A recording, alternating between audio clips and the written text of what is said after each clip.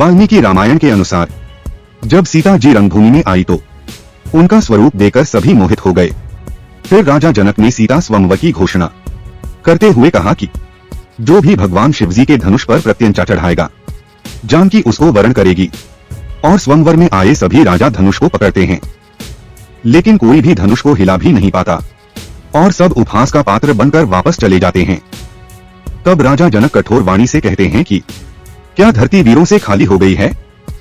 और यह सुनते ही लक्ष्मण जी क्रोधित होते हैं और कहते हैं अगर मुझे श्रीराम आज्ञा दे तो मैं ब्रह्मांड को गेंद की तरह उठा लूं। शिवजी का पिनाक धनुष कौन सी चीज है? तब महर्षि विश्वामित्र जी की आज्ञा से प्रभु श्री राम ने धनुष उठाया और उन्होंने धनुष को कब उठाया, कब चढ़ाया और कब खींचा किसी को पता ही नहीं चला। उन्होंने धनुष को क्षण में बीच में तोड़ डाला, जिसकी कठोर ध्वनि पूरे लोक में फैल गई। और कुलगुरु सतानंद जी ने आज्ञा दी और सीता जी ने प्रभु श्री राम जी को जयमाला पहना दी। वाल्मीकि रामायण के अनुसार राजा जनक मिथिला के राजा थे और उनका मूल नाम सिरध्वज था। राजा जनक अध्यात्म और तत्वज्ञान के विद्वान थे। राजा जनक के पूर्वज निमि या विदेह के वंश के थे।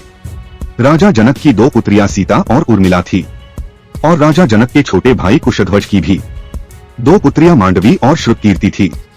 एक बार मिथिला में भयंकर सूखा पड़ा। तब राजा जनक ने हल चलाकर यज्ञ करने का फैसला किया और हल चलाते समय हल की नोक से पृथ्वी से एक कन्या निकली और यही कन्या माता सीता थी।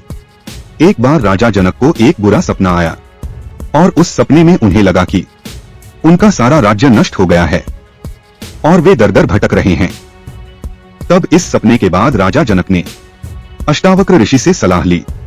अष्टावक्र ऋषि ने राजा जनक को बताया कि संसार भ्रमजाल है और शाश्वत आत्मा पर ध्यान केंद्रित करना चाहिए। लाइक शेयर सब्सक्राइब कीजिएगा।